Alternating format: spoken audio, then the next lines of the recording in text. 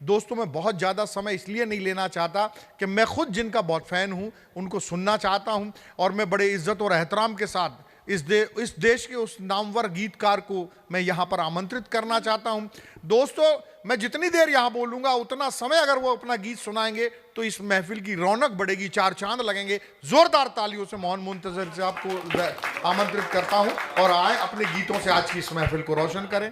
Mic वाले mic ऊंचा करो।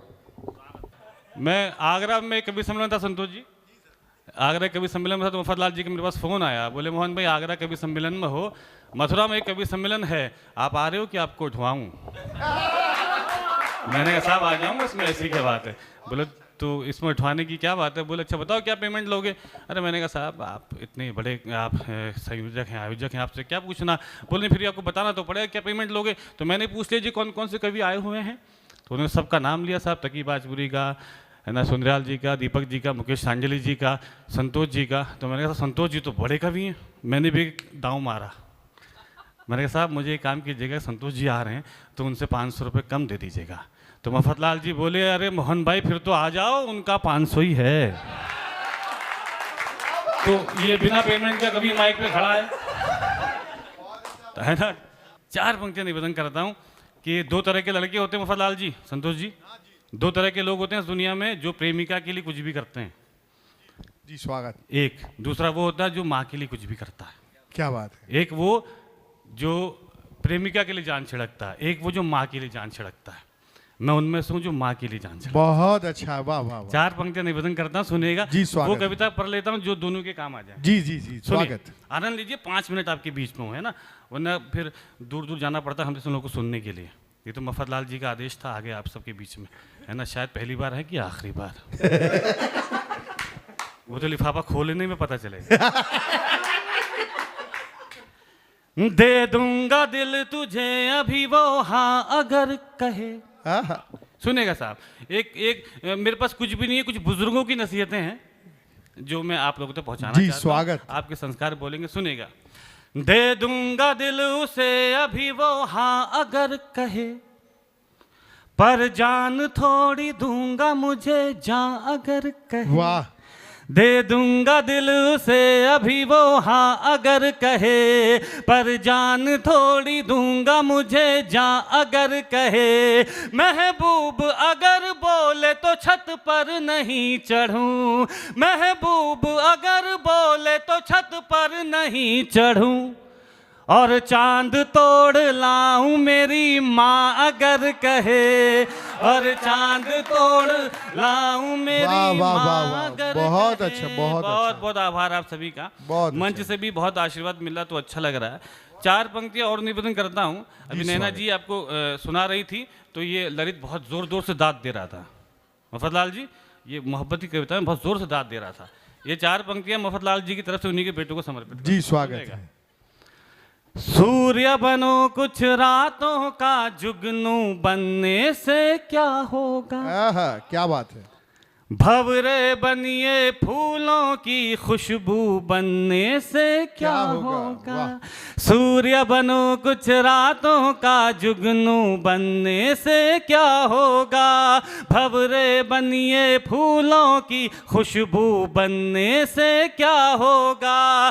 प्यार करो धरती से और आजाद बनो, अशफाक बनो। क्या बात है। अरे लैलाओं के चक्कर में मजनू बनने से क्या होगा। लैलाओं के चक्कर, वाह वाह वाह, मजनू बनने से क्या होगा। मजनू बनने से क्या होगा। परिवार की परिभाषा देता हूँ, है ना जी स्वागत। परिवार की परिभाषा देता हूँ, परिवार क्या होता है साहब। देखो जी मफतलाल जी, आप यकीन मानना आपने पूरा जीवन निकाल दिया अपने बच्चों को संस्कार देने के लिए। बहुत बढ़िया संस्कारित आपके बच्चे हैं, ये तो खैर मंचों वाली बात है, लेकिन आज जो मैं आपके बच्चों को पढ़ा के जाऊँगा ना, यकीन मानना वो अपने बच्चों को पढ़ाएंगे। वाह। अब सुनिएगा। बाबूजी से अच्छा कोई यार नहीं हो सकता। अरे क्या कहने। वाह। 4 पंक्तियां और पूरे परिवार की परिभाषा। बाबूजी से अच्छा कोई यार नहीं हो सकता है, भाई बहन से बेहतर रिश्तेदार नहीं हो सकता है, भाई बहन से बेहतर रिश्तेदार नहीं हो सकता है, माँ से बढ़कर इस दुनिया में केवल माँ ही होती है, अरे माँ से बढ़कर और किसी का प्यार नहीं हो सकता है, माँ से बहुत अच्छा, वाह और वाह वाह। किसी का प्यार नहीं हो सकता है। बहुत बहुत आभार आप सभी का।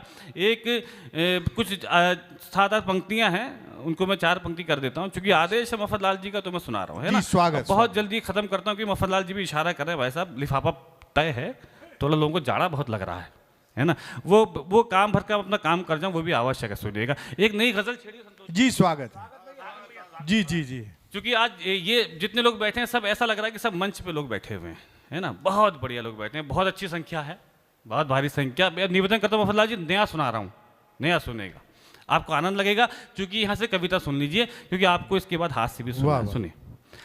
दिल में तुम ही बसे हो मगर मन बदल लिया। है क्या बात है, ये वाह खालिस गजल सुनेगा। वाह वाह। दिल में तुम ही बसे हो मगर मन बदल लिया, दिल में तुम ही बसे हो मगर मन बदल लिया, दिल में तुम ही बसे हो मगर मन बदल लिया, चेहरा बदल ना पाए तो दर्पण बदल लिया, चेहरा बदल ना पाए तो दर्पण बदल लिया। अब एक शेर सुनिए, आज का प्रेम क्या, उस पर शेर सुनिएगा जी। स्वागत।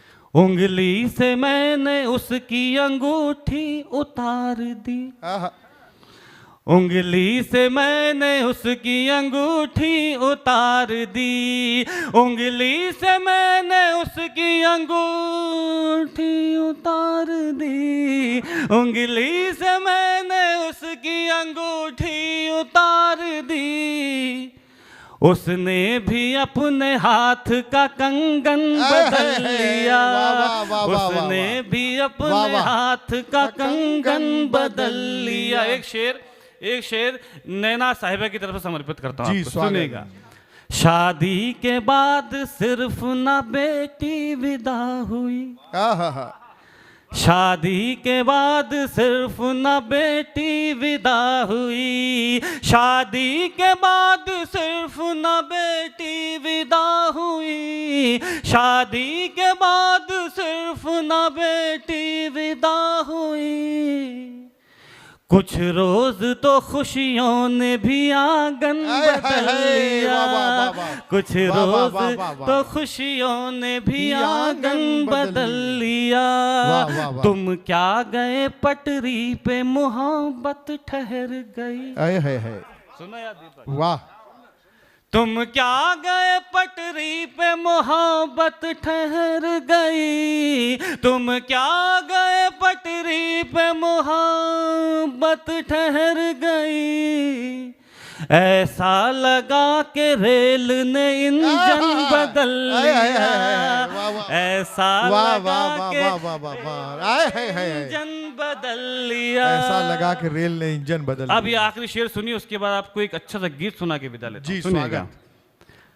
कुछ यूं हुआ अंजाम मोहब्बत का दोस्तों, वाह, कुछ यूं हुआ अंजाम मोहब्बत का दोस्तों, कुछ यूं हुआ अंजाम मोहब्बत का दोस्तों, कुछ यूं हुआ अंजाम मोहब्बत का दोस्तों, मैंने भी सजनी उसने भी साजन बदल लिया।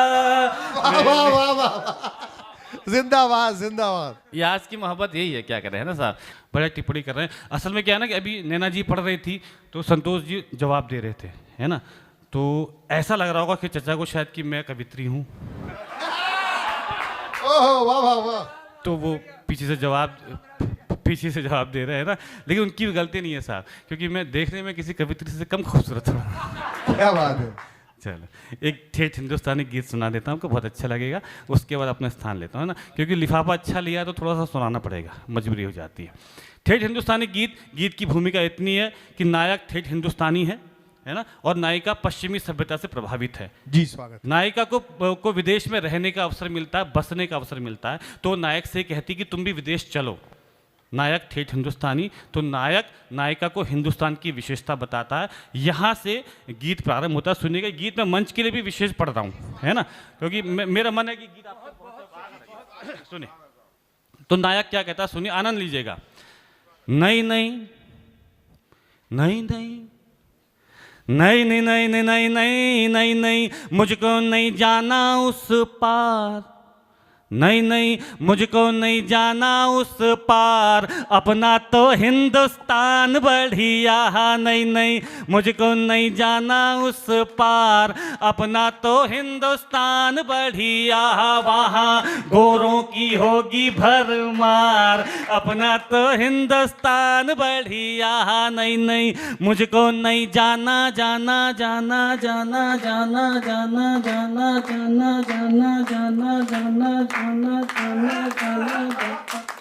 भैया एक बात आपसे निवेदन कर दूं कि हम कवियों के पास कोई भी वाद्य यंत्र नहीं होता, जैसा कि ये कह रहे थे, तो जो आपकी तालियां हैं वही हमारे लिए वाद्य यंत्र का काम करती है ना। आपकी तालियों से हमारी कविता का आंकलन नहीं होता कि हमारी कविता अच्छी है कि बुरी है। जब आप लोग तालियां बजाते हैं तो हम कवि लोग सांस ले लेते हैं, है ना। अब ऐसा देखिए साहब, जब मैं बोलूँ ना कि मुझको नहीं जाना जाना जाना, तब आप लोग तालियां बजा दीजिएगा, बाकी पूरा गीत सुनने का, है ना। ऐसा ना हो कि आप तालियां ना बजाएं, मैं कहूँ मुझको नहीं जाना जाना जाना और मैं चला जाऊँ, तो मेरे गीत सुनिएगा, है ना। तो यहाँ से प्रारंभ करते हैं। मुझको नहीं जाना जाना जाना जाना जाना जाना जाना जाना जाना जाना जाना जाना जाना जाना। बहुत बहुत आभार, बहुत बहुत आभार आदरणीय।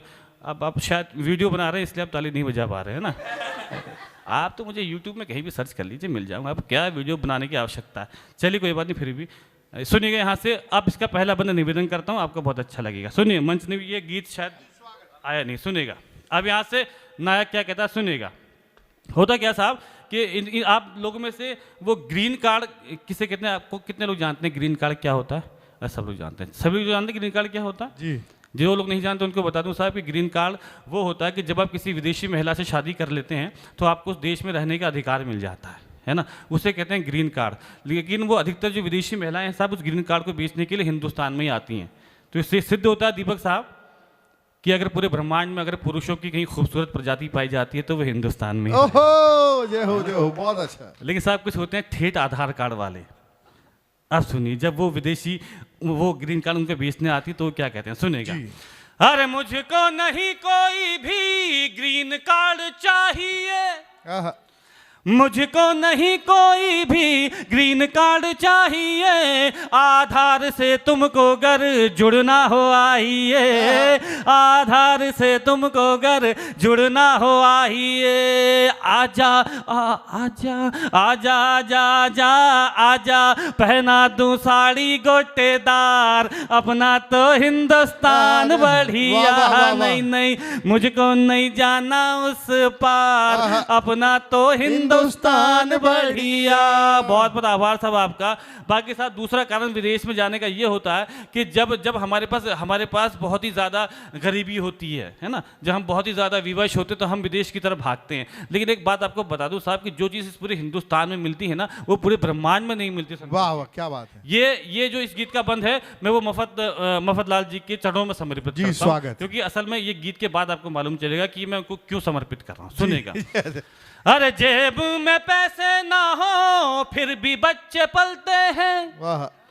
जेब में पैसे ना हो फिर भी बच्चे पलते हैं, बनिए की कॉपी में 2-4 खाते चलते हैं, बनिए की कॉपी में 2-4 खाते चलते हैं। वहाँ देगा ना कोई भी उधार, अपना तो हिंदुस्तान बढ़िया। नहीं नहीं मुझको नहीं जाना उस पार, अपना तो हिंदुस्तान बढ़िया। साहब तीसरा जो कारण होता है विदेश में जाने का, जब कुछ लोगों के पाप का घड़ा भर जाता है तो उस घड़े को फोड़ने के लिए विदेश जाते हैं। जैसे कि आदरणीय विजय माल्या साहब, है ना, पूरा का पूरा पंजाब नेशनल बैंक खाली कर दिया साहब। मेरा भी खाता उसी में था वो तो भला हो मोदी जी का, थोड़े बहुत बच गए, है ना। लेकिन एक बात मैं आपकी तालियों के माध्यम से वहां तक ये पहुंचाना चाहता हूं कि मोक्ष तो आपको हिंदुस्तान में ही मिलेगा। सुनेगा क्या बात। अरे लंदन में ना तेरे पाप धुल पाएंगे, लंदन में ना तेरे पाप धुल पाएंगे, हरिद्वार आजा प्यारे गंगा नहाएंगे, हरिद्वार आजा प्यारे गंगा नहाएंगे, श्री राम लगाए नैया पार, अपना तो हिंदुस्तान बढ़िया, नहीं नहीं मुझको नहीं जाना उस पार, अपना तो हिंदुस्तान बढ़िया। जब बहुत अमीर लोगों को छुट्टियां मनाने के लिए किसी जगह का चुनाव करना होता था तो एक जगह का चुनाव करते थे संतोष जी, उस जगह का नाम था स्विट्जरलैंड। लेकिन एक बात मैं आपको बता दूं कि इस पूरे ब्रह्मांड में अगर कोई सबसे सुंदर जगह है तो वह है साहब पृथ्वी, और इस पृथ्वी पे अगर कोई सबसे सुंदर जगह है तो वह है हिंदुस्तान, और अगर इस हिंदुस्तान में कोई सबसे सुंदर जगह है तो वह है कश्मीर। वो अलग बात है कि उस स्वर्ग का दरवाजा पिछले 100-150 साल से बंद था, पिछले कुछ सालों में एक तीर चला है साहब जिसने उस स्वर्ग का दरवाजा खोल दिया। क्या बात है, जोरदार तालियां बनती हैं। निवेदन करता हूं, सुनेगा। अरे स्विट्जरलैंड फीका पड़ा एक तीर से, स्विट्जरलैंड फीका पड़ा एक तीर से, 370 हट गई यार कश्मीर से, 370 हट गई यार कश्मीर से, अब तो खुला है जन्नत का द्वार, अपना तो हिंदुस्तान बढ़िया, नहीं नहीं मुझको नहीं जाना उस पार, अपना तो हिंदुस्तान बढ़िया। गीत का आखिरी बंद निवेदन करता हूं जी, स्वागत, और उसके बाद अपना स्थान लेता हूं, है ना। और ये एक बात बस इतना निवेदन कर दूं कि मफतलाल जी जो ये आयोजन कर रहे हैं ना, ये एक साहित्यिक कर्म कर रहे हैं, मैं आपको बता दूं कि हिंदुस्तान में संतोष जी बहुत से ऐसे कम लोग हैं जो कवियों के लिए, साहित्य के लिए ऐसा कर रहे हैं, जो साहित्य के लिए ऐसा कर रहे हैं। कितने लोग हैं जो अपने फायदे के लिए करते होंगे, लेकिन मफतलाल जी ये इसके कैमरे के माध्यम से कह रहा हूँ, कई कवि मफतलाल जी कहते भी हैं कि साहब वहाँ कार्यक्रम में जा रहे हो, वहाँ कार्यक्रम में जा रहे हो। मैं यकीन मानेगा मफतलाल जी के कार्यक्रम में कोई भी धन के लिए नहीं आता। मफतलाल जी जो सेवा कर रहे हैं ना, कवियों के लिए जो ये कर रहे हैं, साहित्य के लिए जो ये लोग ये कर रहे हैं मफतलाल जी, इसके लिए यहाँ पर हर कोई कवि आए। यकीन मानेगा इस मंच पे जितना भी कवि बैठा हुआ है ना, उस हर एक की पेमेंट किसी की 30,000, 40,000, 50,000 से कम नहीं है। लेकिन ये मफतलाल जी की मोहब्बत है कि यहाँ पे आया। बस जोरदार तालियां मफतलाल जी के लिए बजाइए। और ये मंच पे जो कवि बैठे हुए संतोष जी हैं, तकी हैं, योगेंद्र जी हैं, दीपक धनाधरम, मुकेश शांडिली हैं, ये देश के वायरल कवि हैं साहब। मैं तो आज इनको सुनने चला आया। ये मफतलाल जी का ये मोहब्बत है कि मुझे ये मौका मिल रहा है कि मैं इनके साथ मंच साझा कर रहा हूँ। इस गीत का आखिरी बंद निवेदन करता हूँ, उसके अपना स्थान सुनेगा। अरे जय हिंद बोलूं मेरी किस्मत में लिख देना, वाह, जय हिंद बोलूं मेरी किस्मत में लिख देना, अगला जन्म भी मालिक भारत में लिख देना, अगला जन्म भी मालिक भारत में लिख देना, मेरा ध्वज हो तिरंगा हर बार, अपना तो हिंदुस्तान बढ़िया, नहीं नहीं मुझको नहीं जाना जाना जाना जाना जाना जाना जाना जाना जाना। बहुत बहुत आभार आप सभी लोगों का, बहुत बहुत आभार। ललित जी कुछ कहना चाह रहे हो क्या? हाँ हाँ हाँ हाँ हाँ।